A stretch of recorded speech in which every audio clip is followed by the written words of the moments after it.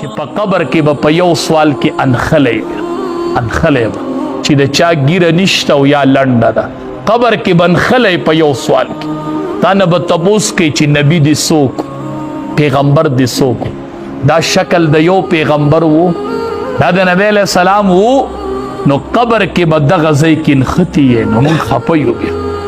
تاسو خو سکار نه تازه جامه تې کړې او هلته جنازې وشي او خښې کړه، تازه جامه تې کړې.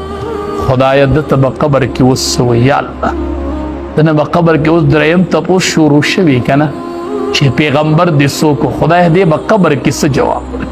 ای د مزې رور کور راشي خپ ډوډۍ ته کینې، میلمانه رخصت دي او کینې، ځئ وخورئ مه خورئ، پرېږده وخورئ مه خورئ، د ده به قبر کې څه حال، د ده به اوس څه حالي، دی به څه جواب؟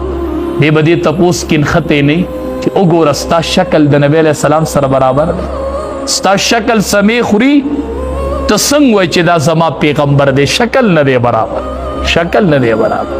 آسان کار دی. وی ګیرو واله سی چلو کون، ګیرو واله سی چلو کو، وی ګیره دا ګناه کوي، په دې ځان مه غولوئ ښه، دا ستاسو دپاره دلیل نه دی ښه.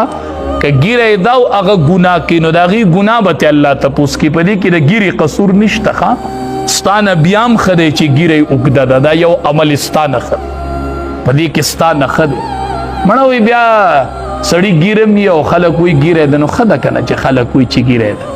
زه دا وامه چې ښکلي سنت او بعضې دې مشرانو ته خو درخواست کو، دا بعضې مشران نه دي، دا جولی ورته داسې خورم، ښکلي سپین ګیري مشران دي، سپینې ګیرې دي او دا ورته نښتي. د دې سپینو ګیرو نه نور څه غواړئ مړه، چې ګیره سپینه شي که نه نو دا خو چې څومره اوږده شي نو خوند کوي. مړه د ابراهیم علیه السلام په ګیره کې سپین ډکی ولګېد، ړومبی ډکی پکې سپین شو د ابراهیم علیه السلام، ړومبی سپین د هغه په ګیره کې ریږي.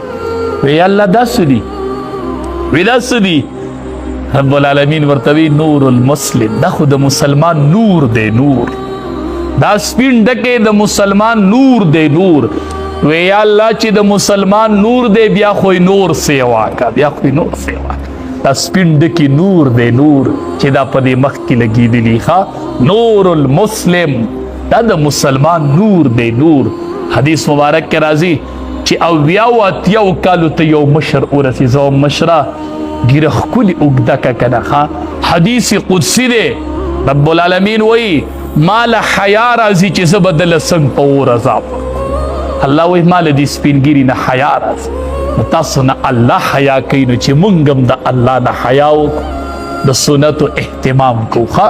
او جمعې په ورځ هره ورځ د سنتو اهتمام کوئ ښه.